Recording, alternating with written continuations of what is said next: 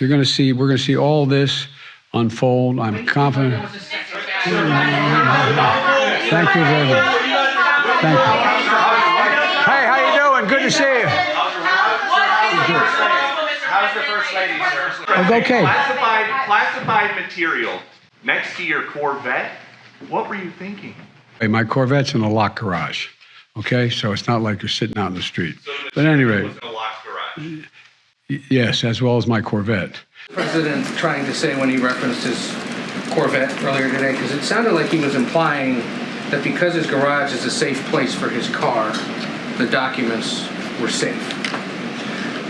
And therefore, if it was safe for the car, it was safe for the documents. Is that what he meant? Look, I'm going to just leave his statement as is. I think your colleague was having a back and forth with the president. You can read the transcript of what was asked of him and why he responded that way. I'm just not going to get into specifics. As I said earlier this week, people know I take classified documents and classified material seriously.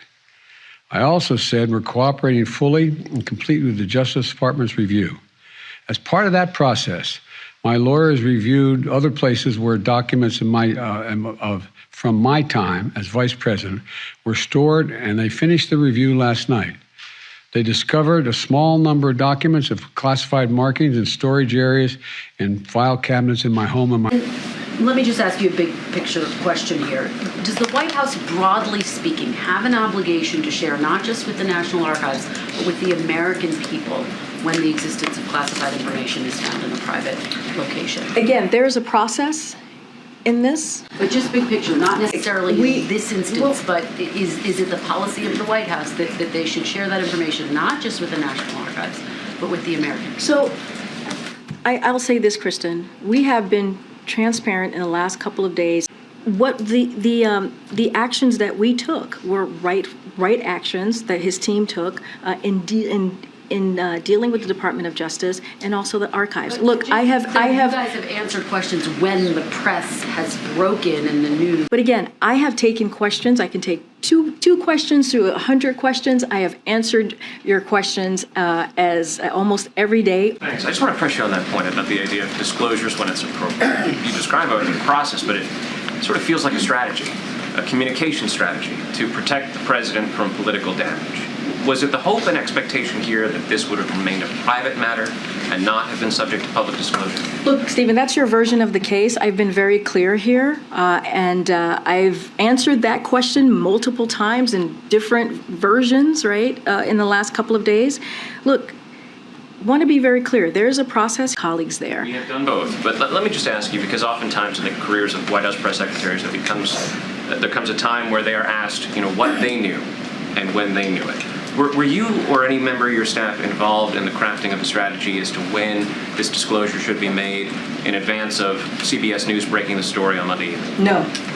The review was underway when you guys gave a detailed statement about the first set of documents. The review was underway when the president spoke about the first set of documents. You're now saying that you didn't talk about the second set of documents, discovered almost a month prior, because a review was underway. I don't understand. It doesn't make any sense. No, the review was underway the entire time. The only difference was that reporters had information on the first set of documents, and therefore you chose to exclude the second set of documents until reporters got information on the second set of documents. Well, let me unconfuse you for a second, Phil. Look, we are trying to do this by the book. We did outreach, the president's lawyers did outreach to the Department of Justice and archivists. Nobody's questioning that. That's not what we're asking about. We're asking about... I'm telling you that there's a process. I just laid out what the process is. And I'm telling you that we were trying to do this by the book, and it's... And you talk about we are being transparent. Who's we, and what is the definition of transparent in this case? Is it the lawyers being transparent legally with the archives and the Justice Department? Or is it the White House writ large being transparent with the general public? So number one, and I've said this multiple times already, we take this very seriously. The president takes this very seriously. Reached out immediately to the archivist assistant. The archivist or the Justice Department? Because the Attorney General this morning said that the attorneys reached out to the archives. It was only later in December, when the second batch was apparently found, then they were reaching out to the Justice Department. I will leave it to what the Department of Justice is laying out. What we are saying that we reached out to the archivist, we reached out to the Department of Justice. That is what is the right thing to do in this case. And so I can finish here. what has been transparent in this as well is that the White House counsel has laid out in detail on Monday to all of Not you everything, Karine, and you know that. to this. Could Richard Sauber perhaps come here? I Stuart think you Ellery should. come I here? think you should reach out to the White House counsel. We're reaching out on a constant basis, Okay, so why not have them come here to okay. the I am room saying take to you questions? that we have put. Continue to Go discuss, ahead, and Justin. why not have them come and answer the questions? They have been talking on what the lawyers say. I have to go around. You've asked me about. You've asked me, Ed. Then that there's going to be a limit in transparency, public, non-legal transparency, in what can be shared and said by this way. I disagree. I disagree, Ed. There has not been a limit of transparency. There has not been a limit of transparency. That I will disagree with you on that, Justin. 2 months. Justin. Thanks. To button Who this are? up, the first set of documents were found in November at the Penn Biden Center here in Washington. But why did it take until yesterday and until this morning, apparently, for whoever it was to inform Robert Lausch that that final document was found? Was that because there were press reports earlier this week? Again, And the hope was that nobody would find out? Again, Or was it because... there is a process. They reached out to the archives. I guess I remain confused. If the Justice Department didn't ask you not to disclose these documents, why on Monday, as this news was coming out, Tuesday, as the president was talking about it, you didn't say, here's everything we know at this point? The first set was found at the Penn Biden Center. The second set was found at his office. We're searching to make sure that there's nothing else. Because there's an You have said repeatedly that the president's lawyers did the right thing, but you also said earlier during the briefing of the president's lawyers immediately reaching out to the National Archives that, quote, they were not compelled to do it. They did it voluntarily. Is it the position of the White House that legally the president could have just held on to these? That's not what I'm saying. I'm saying they did the right thing, period. But I guess I'm just a little confused and I want to move on. But what did you mean when you said that they were not compelled to do it?